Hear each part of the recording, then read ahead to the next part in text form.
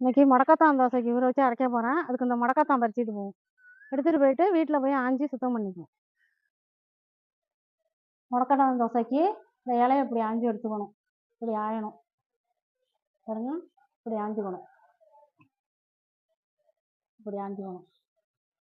இப்படி ஆஞ்சி எடுத்துட்டேன். இந்த இலைக்கு ஒரு படி அரிசி ஊற வச்சுக்கலாம். ஒரு படி அரிசிக்கு இவ்வளோ இலை வேணும். இவ்வளவு வெந்தயம், இந்த அளவுக்கு வெந்தயம் ஊற வச்சு வச்சுக்கணும். வெந்தயம் ஒரு படி அரிசியும் ஒரு 4 மணி நேரம் ஊறணும். வெந்தயத்தையும் அரிசி ஊற வைக்கையிலே ஊற வச்சிருங்க. வெந்தயத்தை போட்டுக்கலாம் ஃபர்ஸ்ட். அடுத்தது இந்த முடக்கத்தான் ஆஞ்சி அலசி வச்சிருக்கேன். அதை அப்படியே கொஞ்சம் கொஞ்சமா எடுத்து போட்டுக்குவோம். இல்லைன்னா அப்படியே இந்த இதுல சிக்கிக்கும். அதனால கொஞ்சம் கொஞ்சமா தள்ளி விட்டு போட்டு அரைக்கணும். பாருங்க, அரிசி ஊற வச்சிருக்கேன். ரேஷன் அரிசி தான் ஊற வச்சுட்டேன். வெந்தயமும் ஊற வச்சிருக்கேன். கலந்து அரைக்கையில காமிக்கிறோம் உங்களுக்கு. இந்த அளவுக்கு மசிஞ்ச பிறகு அரிசியை போட்டுடலாம். அரிசியை போட்டோம்னா போட்டு அரைச்சி விட்டுட்டு கரெக்டாக இருக்கும்.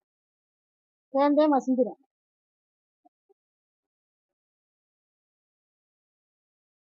இந்த முடக்கத்தான் தோசைக்கு இந்த மாவு அரைச்சி எடுத்துக்கிட்டேன். இப்போ அதுக்கு வந்து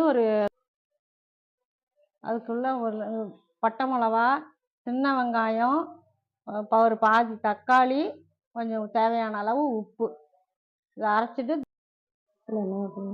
சட்டி வச்சு எண்ணெய் ஊற்றிக்குவோம். கொஞ்சோண்டு கடுகு போட்டுக்குவோம். கடுகு பொரிஞ்ச பிறகு உளுத்தம் பருப்பு கொஞ்சம் போட்டுக்குவோம்.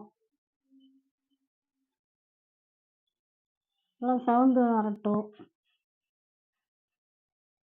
கருவேப்பிலை கொஞ்சம் போட்டுக்குவோம். அடுத்தது துவையல் எடுத்து அதில் ஊற்றி தாளித்து கொஞ்சம் நேரம் சூடாகட்டும். சூடான பிறகு நிப்பாட்டி வச்சுக்கலாம். அவ்வளோதான், துவையல் ரெடி ஆகிட்டு.